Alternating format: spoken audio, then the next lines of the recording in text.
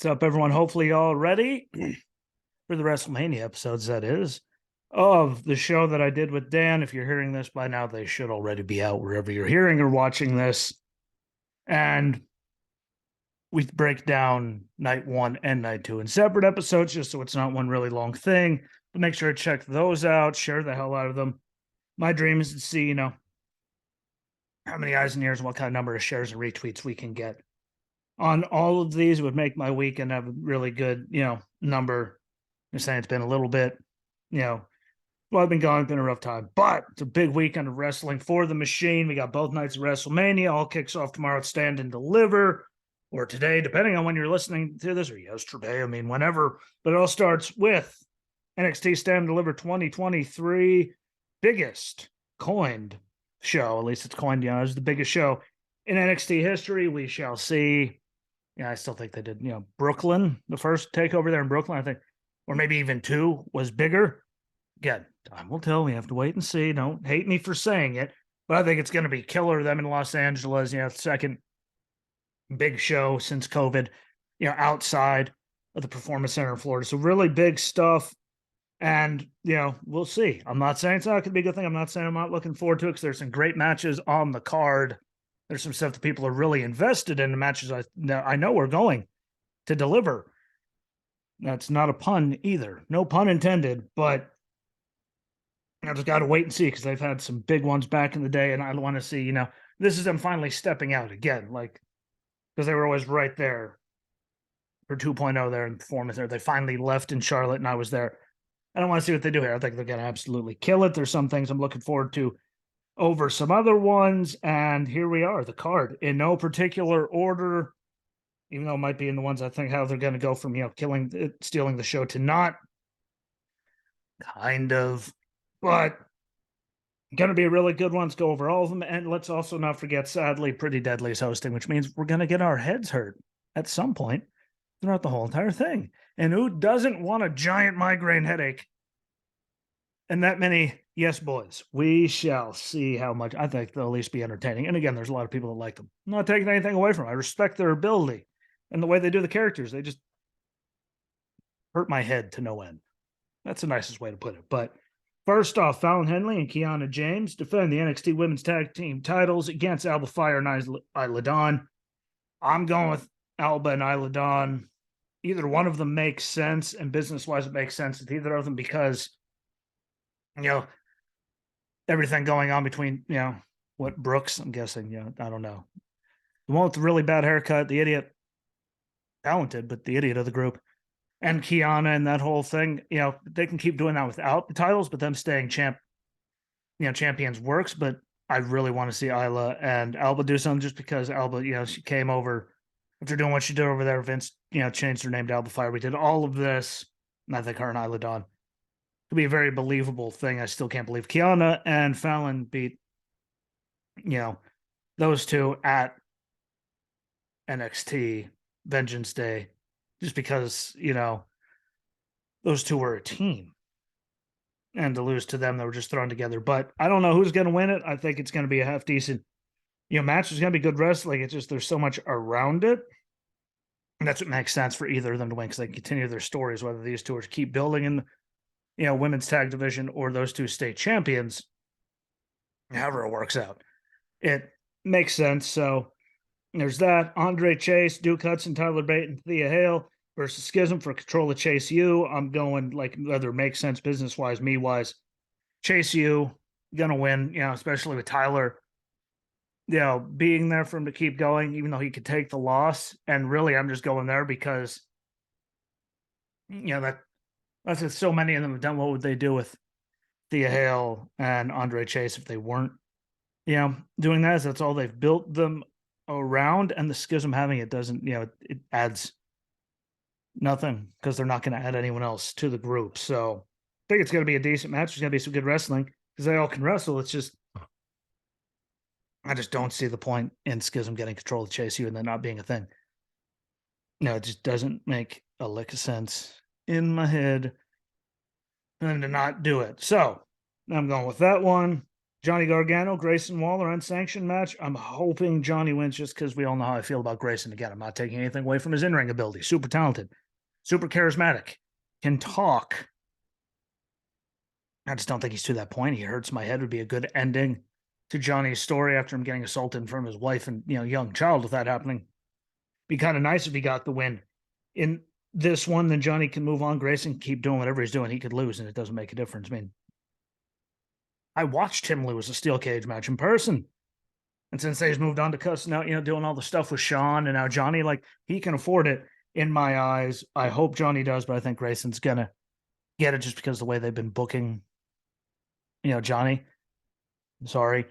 I haven't liked it. A lot of people haven't liked it. That's the way it is, but I just hope it's a good match and it delivers everything that they can because that thing can be fantastic if they do it right. But, honestly, just the way Grayson is, I see them giving it to him. Well, else could they throw him out? I don't think he's ready to go up yet. I also don't think he's ready to be champion. But having him I just don't know him and Gargano. Just hopefully Johnny wins for my sake, but business-wise, it makes sense for Grayson to win. So we shall see. I still think that's going to be, as you see, that's up on the match for what's going to be good because we know what Johnny can do. So time shall tell. And we have Gallus defending the NXT tag titles versus the Creed brothers and the family. Gallus all the way. The Creed brothers, they've been doing it for so long, doing their thing. Maybe this is their time when they, get called up and all that's finally, done because that would make sense to me. I don't see Gallus being done as a point of giving the titles just to lose it there. I don't want to see Tony D and, Stacks get it, for the family. I still don't like the whole, Godfather / Soprano / everything. Thing of it. They're doing it well. I'm not taking anything away from them, but Gallus just feels right. They felt right going into Charlotte. The vibe there was all for it, and I think they're still going to be there. And again, I think they have bigger things for the Creed brothers. I really do. Maybe it's about that time to finally get them, just because you haven't seen them that much. So maybe a good closing salvo and to add new blood into the tag team division on the main roster. I could be wrong. They could have the family win, the Creed stay down there, and Gallus goes back. Overseas, who knows? But with all the stuff to get the visas and all that, I don't see them losing. And they're on a roll, and they're putting together good matches. They can wrestle with anyone. So only time will tell, but we shall, see. And again, chime in anywhere in the comments. Let me know what you think. I just think Gallus is the right pick at this point, except for, the family. I don't see the Creeds getting it just because I don't see what it would prove. And I think, they've been there for that long. It's probably about time for them to go up. That's my big take on that. NXT Women's Championship ladder match. Here's a good one. And there's a lot that goes into these next 3 matches. So this is where the majority of all of it's going to come, ladies and gentlemen. Roxanne Perez defending the NXT Women's Championship against Lyra Valkyria, Indy Hartwell, Tiffany Stratton, Gigi Dolan, and Zoe Stark. And I'll tell you why Zoe makes the most sense to me. Lyra Valkyria, not happening. Don't see it happening. Indy Hartwell, sorry, don't see it happening. Tiffany Stratton, not yet. Gigi, not there yet. I think she could, possibly handle. I just don't think,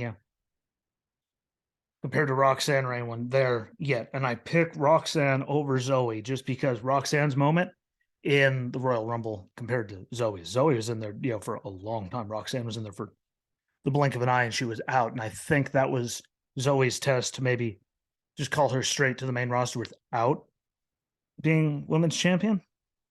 I could be completely wrong. But her going up now, after they did that, makes sense to me.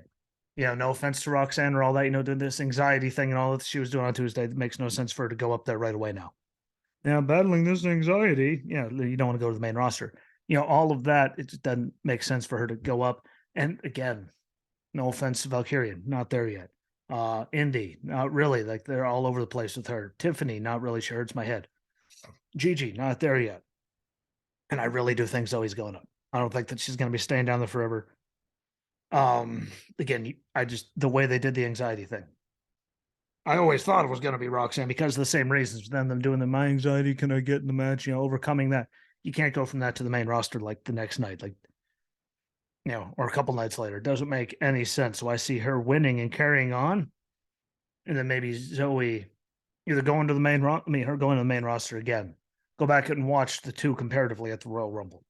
Zoe was out there doing all kinds of good stuff and was in there for forever. Roxy wasn't. And that's the big one that decided that on me. For me, you could say your piece. We all know I love Gigi, but I just don't see that happening. You can go again, Spotify for podcasters or Anchor, whatever it's still up as. I know what I typed to get on there, but I know what the website, all that. You can leave a voice message on there, find everything, Wrestling Ski on Twitter, everything else is the name of the show everywhere. Find one of the links and let me know what you think. I don't think it's time. Obviously, Valkyria, no. Indy, definitely not. That would blow my mind. And I like Gigi. I love her to death of all of them, but I just don't think it's there. And I think Zoe's too advanced, at least with how they seem to want to use her. So going with that one, NXT North American Championship ladder match, Wesley. It is a ladder match. Am I screw that? I don't know. All I'm saying, North American Championship, Wesley against Axiom, which they put on a hell of a match. Ilya Dragunov, we know what he could do. JD McDonough, we know what he could do. And Dragon Lee, I don't see Dragon Lee winning in his first. I don't see Axiom getting it.